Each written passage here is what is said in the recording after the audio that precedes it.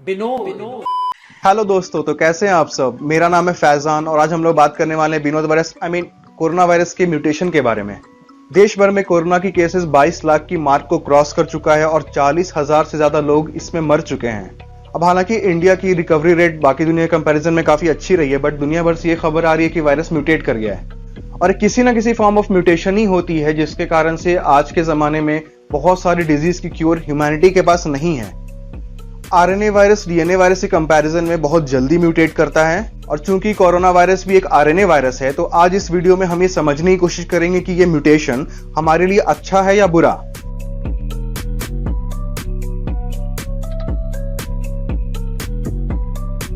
दोस्तों सबसे बेसिक से स्टार्ट करते हैं। तो चलिए दोस्तों सबसे बेसिक से स्टार्ट करते हैं। विनोद विनोद विनोद भाग यहां से। विनोद नहीं हो गया, कोरोना वायरस हो गया। बोल तो ऐसे रहा है जैसे गाली दे रही हूँ। तो चलिए दोस्तों सबसे बेसिक से स्टार्ट करते हैं। आखिर म्यूटेशन होता क्या है। वायरस की दुनिया में बस एक पर्पस होती है, अपनी कॉपी बनाना, अपनी स्पीशीज को जिंदा रखना। और जब वो अपनी ये कॉपी बनाते हैं तो वो अपनी जेनेटिक इंफॉर्मेशन, अपनी जीनोम सीक्वेंस अपने ऑफ स्प्रिंग यानी कि अगले जनरेशन को वो पास ऑन कर देते हैं।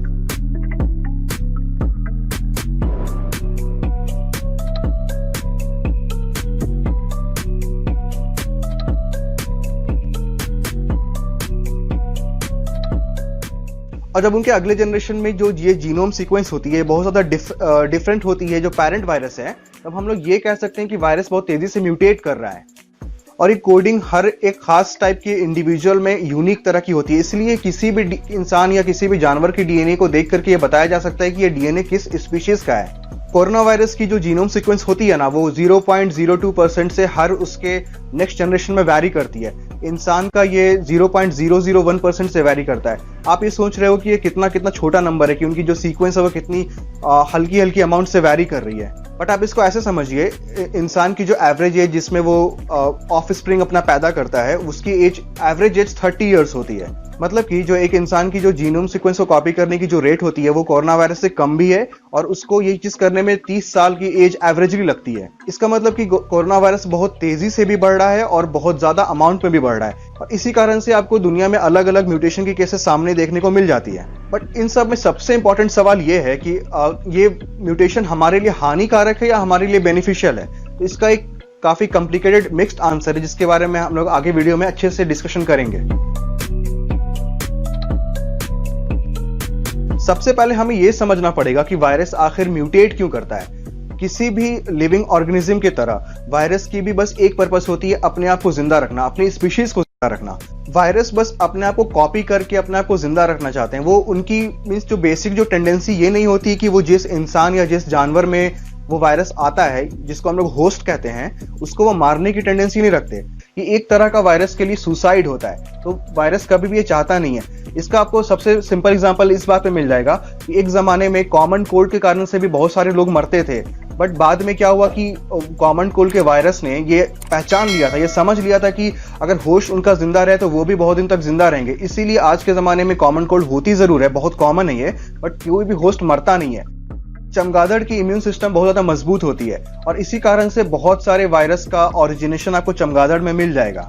इसीलिए ज्यादातर जब वायरस म्यूटेट करता है तो वो ये ट्राई करता है कि वो स्प्रेड तो जल्दी जल्दी करे, बट वो कभी ये ट्राई नहीं करता कि उसकी होस्ट जल्दी जल्दी मर जाए। ये सेम टाइप की सीक्वेंस आपको 1918 की स्पेनिश फ्लू में भी मिल जाएगी, जिसमें पहले तो वायरस बहुत ज्यादा डेडली था, बट बाद में उसकी जो डेथ की जो रेट थी वो धीरे धीरे कम होती गई। बट इससे एक पैटर्न की समझ में आती है कि शायद कोविड कम जानलेवा होने की कोशिश कर रहा है, बट ये चीज श्योरिटी से नहीं कहा जा सकता। और ऐसा ही कुछ म्यूटेशन आपके रिसेंटली पूरे दुनिया में ऑब्जर्व किया गया है। प्रोटीन स्पाइक्स इस बात के लिए जिम्मेदार होती है कि अगर आप उसके कांटेक्ट में आ गए तो वो आपके बॉडी के अंदर इंटर करेगा कि नहीं। ज्यादा प्रोटीन स्पाइक्स होगी तो ये चांसेस बढ़ जाती है कि वो आपके बॉडी के अंदर इंटर कर जाएगा।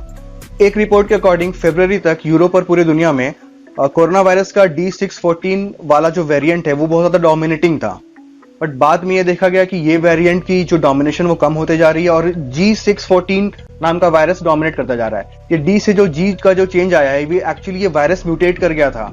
डी और जी अलग अलग एमिनो एसिड्स होती है और 614 का मतलब होता है कि वो जो सीक्वेंस है उसकी 614th पोजीशन पे वो एमिनो एसिड जो चेंज कर रहा है। डी से जी चेंज होने में ये जो प्रोटीन स्पाइक्स की जो नंबर है ये बहुत ज्यादा इंक्रीज कर गई। मतलब कि प्रोटीन स्पाइक्स ज्यादा दिखने को मिल रहा है किसी भी वायरस में। इस कारण से कंटेंजियस रेट बहुत ज्यादा बढ़ गई अभी के टाइम पे वायरस पे, और ये इंडिया को भी असर कर रहा है। रिसेंटली ये रिसर्च में पाया गया था कि इंडिया में जो नई जो कोरोना वायरस केसेस आ रही है उसमें 50% से ज्यादा ये नई वायरस स्पीशीज उसके लिए जिम्मेदार है।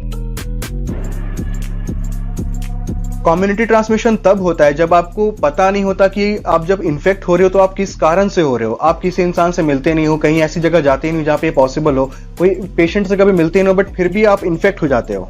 ये स्पाइक म्यूटेशन बस एक वजह हो सकती है कि इंडिया में कम्युनिटी ट्रांसमिशन स्टार्ट क्यों हो गया है। हालांकि इस बात को प्रूव करने के लिए अभी तक के टाइम में इंडिया में कोई रिसर्च अवेलेबल नहीं है। तो फिर चलिए वापस चलते हैं इस सवाल पे कि कोरोना वायरस की जो म्यूटेशन है ये हमारे लिए अच्छी है बुरी। अब इसका एक साइड ये है कि कोरोना वायरस ऐसा म्यूटेट कर रहा है कि उसकी होस्ट मर ना जाए, और दूसरी तरफ ऐसा है कि वो जो उसकी जो ट्रांसमिशन रेट है वो बढ़ती ही जा रही है। ये काइंड ऑफ काउंटर बैलेंस हो जाता है, बट इसके बारे में तुरंत सही से कहा नहीं जा सकता बिकॉज प्रॉपर रिसर्च होना बाकी है इंडियन कॉन्टेक्स्ट में खास करके।